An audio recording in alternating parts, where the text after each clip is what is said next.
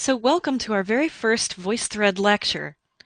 I'm going to be talking through these slides, and as I talk through, I'd like you to take notes on your guided notes pages, which hopefully you already downloaded and printed out from Blackboard.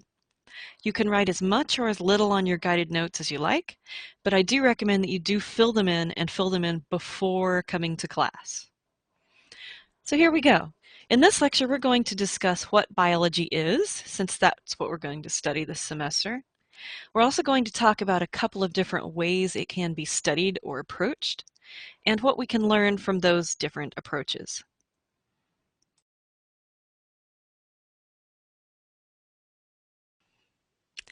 So first of all, we need to define what biology is. And of course, biology is the study of living things. Now in biology, we study things that range from the very, very tiny to the very, very large. On the left-hand side of the page, you can see some bacteria. And notice that the scale on that photograph is in micrometers. A micrometer is 1,000th of a millimeter, which is 1,000th of a meter.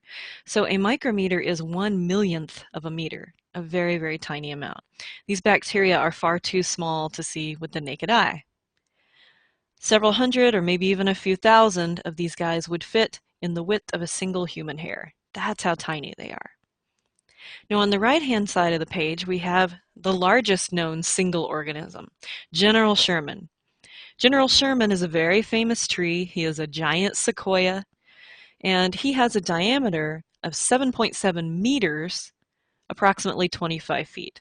And he is nearly 300 feet tall.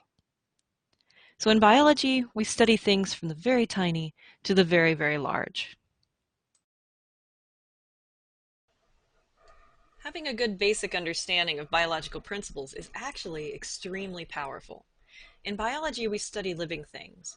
This includes everything from the tiniest bacteria up to the largest known organisms. And it does include the human body as well. So medical science is a branch of biology. Biology also allows us to develop new products. Think about some of the products that have grown out of biology. Everything from probiotic yogurt that helps digestion, to medical devices such as artificial hearts and medications, and even ecological products such as biofuels. All of these came from a good understanding of biology. Finally, studying biology helps us understand how ecosystems work. Ecosystems such as the rainforest and the grasslands, the oceans, etc. And like it or not, we are very dependent as human beings on these ecosystems. So we need to understand how they work and how we can affect them.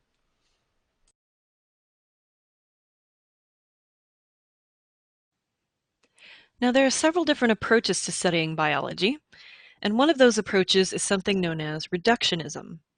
In reductionism, we take a very large system and break it down into simpler units that are easier to study. So for instance, in this system we have a redwood forest.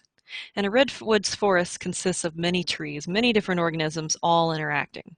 That's complicated. So maybe we can take a single tree, and maybe we even take just a leaf off of that tree. And we're going to study how that leaf works. We could even go inside the leaf and look at the leaf cells, individual cells, and see how those work and how they interact with their neighbors. And we could take that a step further. We could go inside that leaf cell and reduce it to its organelles, such as the chloroplast. And we could see how this individual organelle works and how it interacts with other organelles. We could go even further. We could go inside this chloroplast and we could look at the molecules that make it up. So we're reducing a very complicated system into its simplest parts. Now, reductionism is useful for studying individual factoids like that, but it's not as great at studying the system as a whole. So we have another approach for that.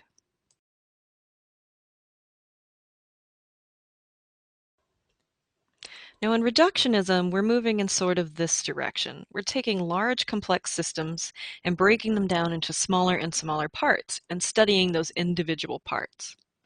There is another approach, however.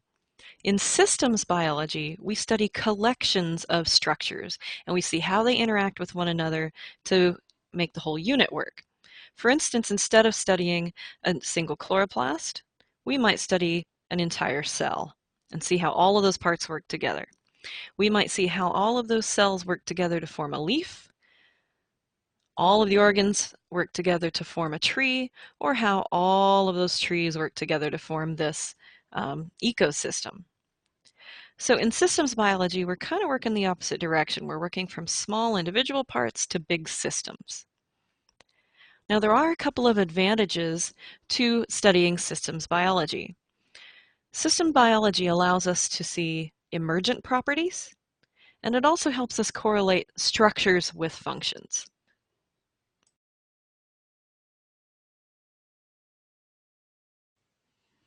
Another thing we can observe when studying systems biology is something known as an emergent property. And as the name implies, this is a characteristic that emerges, that appears when all of the little parts of a complex system are put together.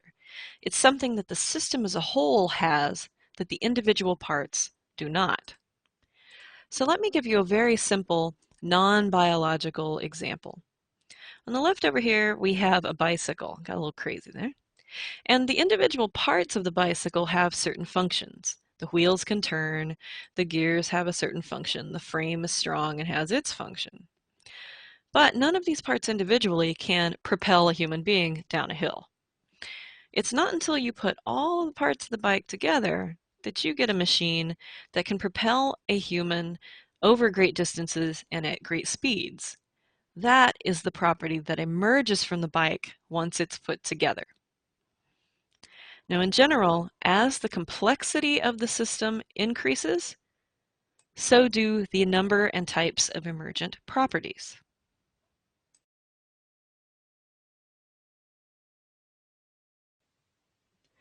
Another thing we can learn from systems biology is how structure relates to the function within a system.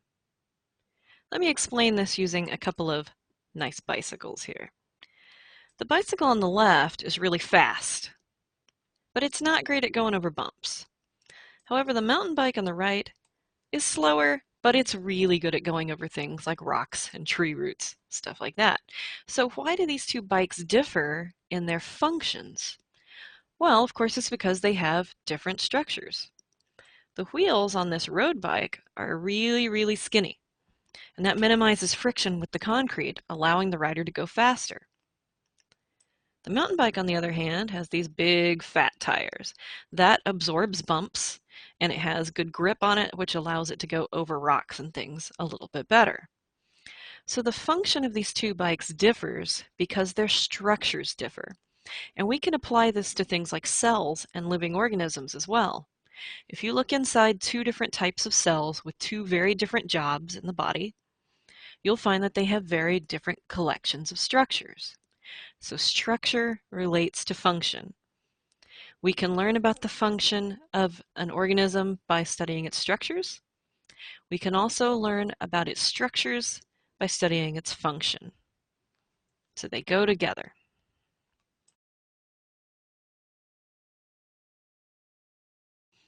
So hopefully you were able to watch all the slides and take really good notes up to this point. Now it's time for an activity. In this activity, you're going to do something known as think, pair, share, which basically means you're going to work with a partner. So here's how it's going to proceed. First, I want you to think about the questions you're going to answer and come up with your own answers. Then you're going to discuss it with a partner. And then finally, you're going to share your answers with the group at large. Now, here are the questions that I want you to ask. I'm going to show you a really neat little video about something called a murmuration.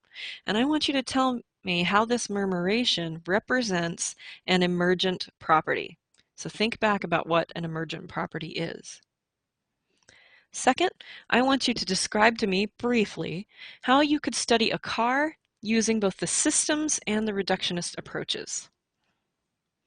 And third, I want you to tell me how the structures of a hummingbird's body relate to its lifestyle. In other words, how structure of the hummingbird's body relate to its function. I want you to write these answers down because you're going to be turning it in at the end of class.